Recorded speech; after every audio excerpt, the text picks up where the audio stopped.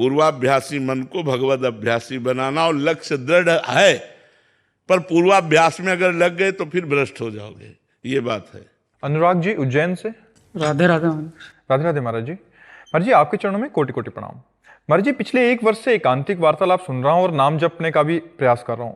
प्रभु अभी तो भोग केवल हमें लुभाने का प्रयास ही कर रहे हैं और हम चित्त उनमें लगा देते हैं, चाहे वो कोई व्यक्ति, वस्तु या अन्य सुविधाएं। प्रभु जब भोग भोगने के लिए पूर्ण रूप से अनुकूलता प्रकट करेगी तो तब हमारा क्या होगा? महाराज जी डर लगता है। उसे डर लगता है तो अच्छी बात है, लेकिन सही डर लग जाए तो हम बच सकते हैं। अभी सही माने में डर नहीं है, ऊपर से हम कहते डर है और अंदर से सुखद लगता है। भोगों की तरफ हमारी रुचि क्यों है? क्योंकि वो सुखद लगते हैं, सुख देने वाले लगते हैं। लगता है कि भोग लेते हैं तो सुखी हो जाएंगे, तो ऊपर से डर लगता है, अंदर से सुख बुद्धि है। अंदर से डर लगने लगे तो बचत हमारी हो जाए। वो होगा जब थोड़ा ज्ञान हो, थोड़ा हमको अध्यात्म का ज्ञान हो, तब बात समझ में आएगी। ये भोग, आप तो बच्चे हो, बड़े बड़े साधकों को, बड़े बड़े अच्छे परमार्थियों को भी लुभायमान कर लेते हैं, मतलब ज्ञानियों को भी लुभायमान कर लेते हैं। आप तो अभी बालक ही हो। ज्ञानिनाम अपि चेतांसि देवी भगवती ही सा बलादा कृष्ण मोहाय महामाया प्रेक्षति। बड़े बड़े ज्ञानियों के चित्त को बलात् अपहरण करके मोह में डाल देना, ये महामाया की सामर्थ्य है, कुछ छोटी मोटी। पर यदि हम दैन्य भाव से भगवान का आश्रय लेकर नाम जप करते हुए चले तो हम बच सकते हैं। अगर हमें ज्ञान हो जाए तो फिर अच्छा नहीं लगता। भोगों में सुख नहीं है, सुखाकर्षण है, सुख नहीं। जैसे हम जो चिंतन में सोचते हैं ना कि यार ऐसे से ऐसा ऐसा खाएंगे, ऐसे से ऐसा, वो जब हम खा रहे होते हैं तो वो सुख नहीं मिलता। जब हम भोग रहे होते हैं तो वो सुख नहीं मिलता जो चिंतन में था। ध्यान से हमारी बात समझना, ये अध्यात्म है। जैसे हम किसी भोग का चिंतन कर रहे हैं तो उस समय जो हमें सुखानुभूति हो रही, जो एकदम लग रहा है अब मिले, और जब वो भोग मिला तो थोड़ी देर में मन उससे खिन्न हो जाता है, वो सुख नहीं रहता। इसका मतलब भोगाकर्षण में सुख है, भोगने में नहीं। अगर हमारा चिंतन न हो और फिर कोई भोग क्रिया हो, देख लो सुख नहीं होगा। जैसे किसी को बोल दिया जाए कि आज तुम खूब विश्व के जो भोग चाहो भोग लो, कल 12 बजे तुम्हें फांसी दे दी जाएगी। अब हमें बताओ कौन सा भोग उसे सुख दे सकता है? क्योंकि उसका चिंतन हट गया, उसका चिंतन लग गया। अब बताओ, अब उसे कौन सा भोग सुख दे सकता है? सुंदर स्त्री, सुंदर भोग, सुंदर खान पान, वो कपड़ा, उसको किसी से कोई स्वाद नहीं मिलेगा। क्यों? क्योंकि चिंतन हट गया, चिंतन मृत्यु में लग गया कि कल 12 बजे तुम्हें फांसी दे दी जाएगी। तो जिसमें सुख है तो उसमें है, चाहे जिस परिस्थिति में है। परमात्मा में सुख है तो फांसी की सजा सुनने पर भी मुस्कुराहट होगी। जैसे श्री दाम नाम के एक भक्त थे, वो बड़े करुणाशील थे। भक्त में करुणा होती, दया होती। तो वो बादशाह के खजांची थे। तो जैसे कोई गया हो, महाराज मैं गरीब आदमी हूँ, बेटी का ब्याह है, तो खजाने से वो दे देते। यद्यप चाहिए कि राज आज्ञा लेकर खजाने से दें, पर राज आज्ञा चूंकि वो इतना दयावान करुणावान तो था नहीं कि सब गरीबों के लिए वो आज्ञा कर दे, तो इसलिए वो कर देते थे। धीरे से काजी को पता चला, जांच हुई तो बात पक्की मिली और उन्होंने स्वीकार किया कि हम बिना राज आज्ञा के खजाने से हम दे देते हैं, तो ये अपराध बनाना। तो उनको राजा ने, बादशाह ने फांसी की सजा सुनाई, तुम्हें फांसी दे दी। और बड़े भक्त, भगवान का भजन करने वाले, बड़े करुणा में, मतलब वो राज आज्ञा में रहते थे लेकिन वो शांत थे। उनका चरित्र आया, श्री राम जी का चरित्र है। वो मुस्कुरा दिए, जब फांसी की आज्ञा हुई तो मुस्कुरा दिए। और उनके आराध्य देव थे महाराष्ट्र में जो विराजमान विट्ठल भगवान है, विट्ठल भगवान आराध्य देव थे, तो कहा जैसी विट्ठल की कृपा। तो उनका तुम्हारी अंतिम इच्छा क्या है? तो उनका एक बार विट्ठल भगवान के सामने से मुझे निकलवा दो, मतलब एक बार आंख मिलवा दो। तो उनको बंधन में डाल करके और विट्ठल भगवान के सामने गए, कहा आप राजी हो? बस चल दिए, आप राजी हो कि मुझे फांसी हो? तो हम राजी हैं। जोई जोई प्यारो करे सोई मोहि भाए। यदि प्यारे तुम्हें ऐसा लगता है कि अब मेरा शरीर अंत हो फांसी के द्वारा, तो कोई बात। इधर भगवान पहुंचे बादशाह के पास, 15-16 वर्ष की अवस्था। भगवान तो कितना भी आग को कितना भी छुपा छुपते थोड़ी, कमल नयन, और मुस्कुरा करके सलाम किया, क्योंकि वो पहली बात तो रूप ही देख करके उसका होश उड़ गया। उन्होंने कहा सुनो, हमारे मालिक को तुमने फांसी की सजा सुनाई है खजाने के कारण, और ऐसे पीतांबर से छोड़े वो हीरे। बोले हीरे रत्न ऐसे हैं कि तेरा खजाना कुछ नहीं है, और देखा कि वो बड़े कीमती, ये ले और तुरंत मेरे आदेश कर मेरे मालिक को छोड़ा जाए। बोले मालिक? बोले श्री राम मेरा मालिक है, मैं उनका नौकर हूं भगवान। तो बोले श्री राम ने तो कभी बताया नहीं। बोले इतने गुप्त है कि पूछो मत, हमने मना किया कि तुम्हारी नौकरी ना करे, तुम्हारे पास ऐसे खजाने में है ही नहीं रत्न और हीरे जैसे हमारे मालिक के पास है। अब वो तुरंत आदेश करने में लगा, जाओ तुरंत उनको रोको, वो बद स्थान की तरफ ले गए, कहीं उनको फांसी न दे दी जाए। तो घुड़सवार दौड़े, उनको रोक। इतने में भगवान अंतर ध्यान होगा। अब वो पागल बादशाह कहाँ गया हो, कहाँ गया? श्री राम को बादशाह हाथ जोड़कर बोले एक बार अपने नौकर की दर्शन करा दो, दीदार करा दो। बोले हमारे को नौकर? हम तो आपका नौकर है। बोले नहीं, उसका नाम बिट्ठू था, बिट्ठू बोला था, और वो इतनी अवस्था का लगभग था, और ये हीरे देकर। तो उनके आंखों में आंसू आ गए। अरे बोले ये नौकर नहीं, अखिल ब्रह्मांडों के मालिक भगवान विट्ठल हैं, जो हमारी रक्षा के लिए आपके सामने ऐसे आए थे। तो अगर भगवान से संबंध है तो किसी भी स्थिति में मन विचलित नहीं होगा। अगर भगवान से संबंध नहीं है तो फांसी की सजा या मृत्यु की या कैंसर या बड़ी बात सुनते ही हमारा चित्त, अब उसको भोग अच्छे थोड़ी लगते हैं, तो हमारा चित्त भगवान में जैसे जैसे लगता जाएगा। भोगों में सुख नहीं है, ये पक्की बात है, आकर्षण है, भोगाकर्षण है। भोगों में सुख नहीं तो आप सब गृहस्थ तो सुखी हो जाते ना। बोल देते अब कछु नाथ न चाहिए, मुझे मिल गया सुख, लेकिन आज तक किसी को नहीं मिला। वही भोगने की लालसा, वही फिर खाने की लालसा, देखने की लालसा, सुनने की, ये इंद्रियों के शब्द स्पर्श रूप रस गंध जो है ना, ये आकर्षण मात्र है, इनमें कोई सार बात नहीं। सार बात भगवान में है। मन सब कुछ प्राप्त करके भी एक अशांत रहता है, एक कुछ खोज करता है सुख की। मन में वो प्रसन्नता नहीं, क्योंकि वो प्रसन्नता तभी पूरी होगी जब भगवान से हम जुड़ेंगे। तो हमारा चित्त भगवान में लगे, ऐसा प्रयास करो तो भोगों से मन हट जाएगा। द्वैता भेषी जी, राधे राधे महाराज जी। महाराज जी, ईश्वर स्मरण नाम भजन से अत्यंत रुदन शुरू हो जाता है, एक तड़प सी होती है, असह्य रुदन चालू ही रहता है। रुदन को नियंत्रित करने के लिए नियम से 11 बार दुर्गा सप्तशती शुरू किया है महाराज जी। बट महाराज जी, इसमें कैसे मन अशांत हो जाता है, फिर ईश्वर प्राप्ति का मार्ग ऐसे में? ये बात सही नहीं है, बिल्कुल सही नहीं है, क्योंकि हम उसी मार्ग के प्रतीक हैं। मन अशांत हो जाता है रुदन करने पर। भगवान के नाम पर, भगवान के चिंतन पर जब रुदन आएगा ना, तो मन नाच पड़ेगा, आनंद में डूब जा। नहीं, शब्दों का सारा खेल है। बातें हाथी पाइयो, बातें हाथी पाओ। बात में हाथी इनाम में मिल जाएगा, बात में ही हाथी के पैर के नीचे कुचला दिए जाओगे। मन अशांत हो जाता है, ये शब्द पाठ करते करते मन अशांत हो जाता है। दुर्गा सप्तशती किस बात के लिए? मन अलग अलग विचारों से भर जाता। तो कहाँ भगवान में प्रेम है? जब प्रेम हो जाएगा भगवान में, यही तो होता है ना कि हमारी बात समझो।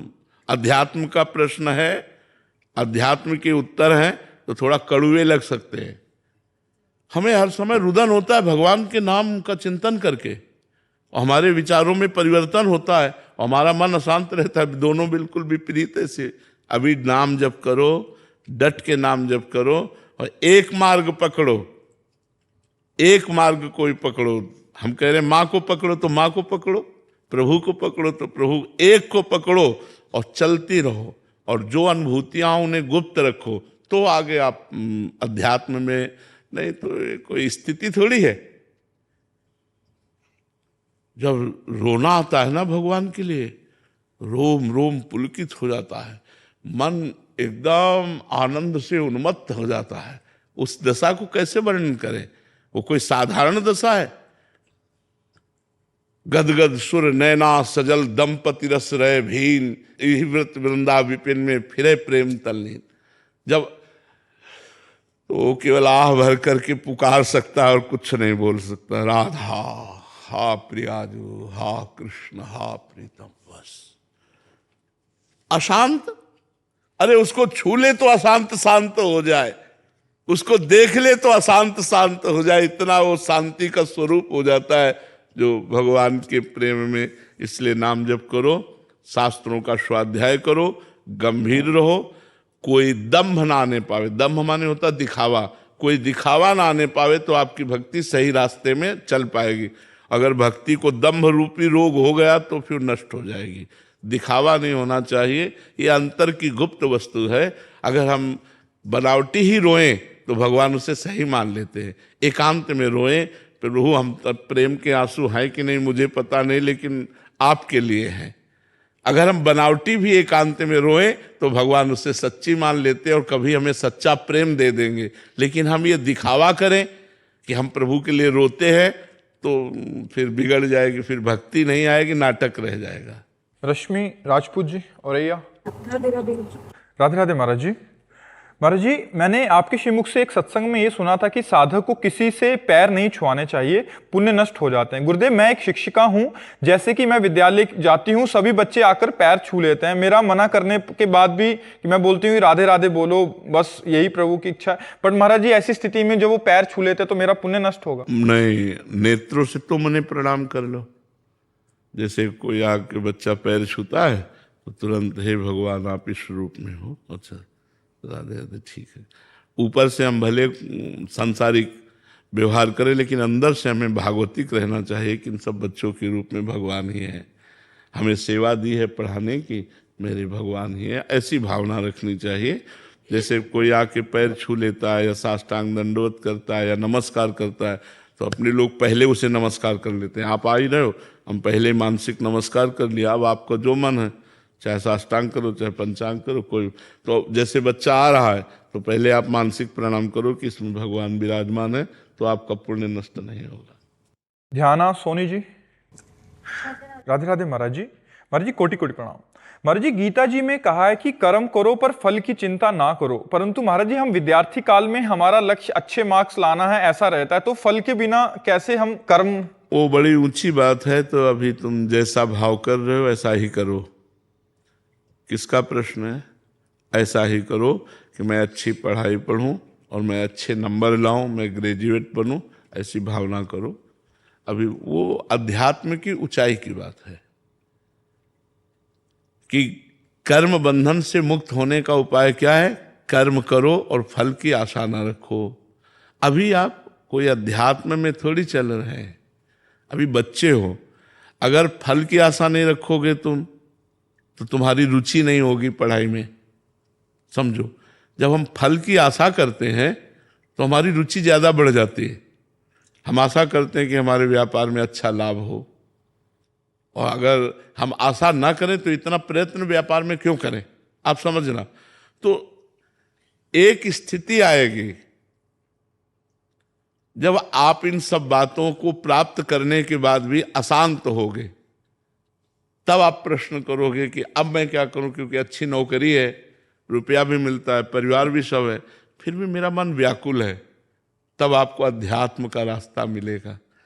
अध्यात्म में ये बात है कि कर्म करो, फल की आशा मत रखो। सुख दुखे समय कृत्वा लाभा लाभो जया जयो। आपने कर्म किया, परिणाम में सुख मिला, या दुख मिला, लाभ मिली या हानि मिली, जय हुई या पराजय हुई, इसकी चिंता मत करो। ये एक बहुत अच्छे साधक की बात है। अब कोई खिलाड़ी से कह दे कि तुम विजय की आशा मत करो, तो भाई वो विजय की आशा से ही खेल उत्साहपूर्वक खेल पाएगा। बात समझना हमारी। एक किसान से कहो कि वो पहले ही आशा करता है कि मैं फसल बोऊंगा तो इसमें 1 मन गेहूं लगेगा बीज में, तो 40 मन बाद में होगा। वो आशा करके पसीना चुआता है, मेहनत करता है। तो ये जो प्रारंभिक कर्म है, ये आशा से ही पूर्ण होने की भावना हमारे अंदर कर्म में प्रवृत्त करती है। कोई भी बिना आशा के कर्म कहाँ करता है संसार में? आशा तो हो जाती है ना, मैं ये करूंगा तो लगभग इतनी प्रॉफिट हो जाएगी, उसके फल की आशा करके ही वो कर्म में प्रवृत्त होता है। अब वो जब कर्म का फल दुख आया तो विचलित हो जाता है। हर बार थोड़ी कि आप विजयी ही होते रहोगे, कभी कभी पराजय भी आती है।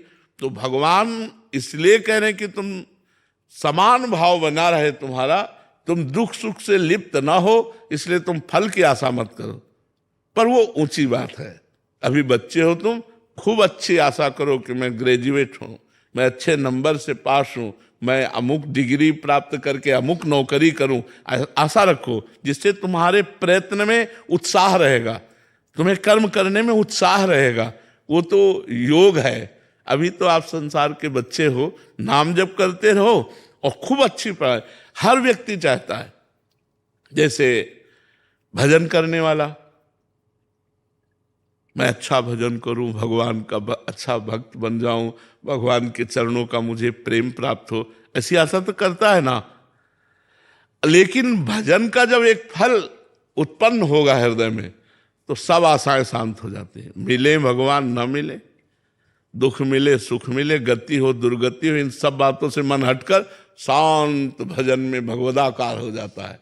वो स्थितियां है। अभी तुम ऐसा जैसा भाव है वैसे चलो और नाम जप करते रहो। राधा राधा जो तुम्हें प्रवीण बनाएगा, तुम्हारी बुद्धि को शुद्ध करेगा, लौकिक पारलौकिक सुख प्रदान करने में समर्थ है राधा नाम, इसलिए राधा राधा जपते रहो।